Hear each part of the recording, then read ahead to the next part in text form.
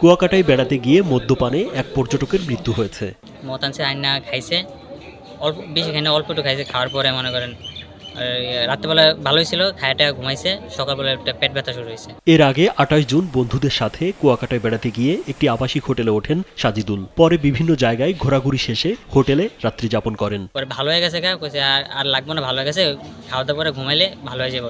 রাতের কোনো এক সময় অগোচরে মদ্যপান করেন বলে জানান সাজিদুলের সঙ্গে যাওয়া এক বন্ধু। পরে অসুস্থ হয়ে পড়লে সকালে তাকে কুয়াকাটা ২০ শয্যা বিশিষ্ট হাসপাতালে নিয়ে যাওয়া হয়। এরপর চিকিৎসক প্রাথমিক চিকিৎসা দিয়ে তাকে কলাপাড়া উপজেলা হাসপাতালে রেফার করেন। সকালে হাসপাতালে আনছি, ওষুধ দিছে, খাইছে, খায়া যদি কয় যে ভালো যদি না হয় তাহলে বলছে ভোলা হাসপাতালে নিয়ে যেতে। পরে গুরুতর অবস্থায় আবারও হাসপাতালে নিয়ে গেলে community medical officer Mohammad Riaz Hossain তাকে মৃত ঘোষণা করেন।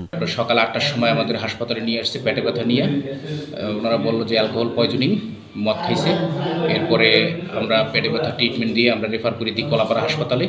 কলাপাড়া হাসপাতালে না যেয়ে ওনারা আবার কুয়াকাটা হোটেলে চলে যায়। ওখান থেকে 11:30টার সময় বোরোর ডেথ অবস্থায়, মৃত্যু অবস্থায় আমাদের এখানে নিয়ে আসে। মহিপুর থানার ভারপ্রাপ্ত কর্মকর্তা তরিকুল ইসলাম জানান, মরদেহ উদ্ধার করে ময়নাতদন্ত শেষে পরিবারের কাছে হস্তান্তর করা হয়েছে। পোস্টমর্টম হয়েছে, পোস্টমর্টমের অবস্থায় আছে, এখনো রিপোর্ট পাওয়া যায়নি।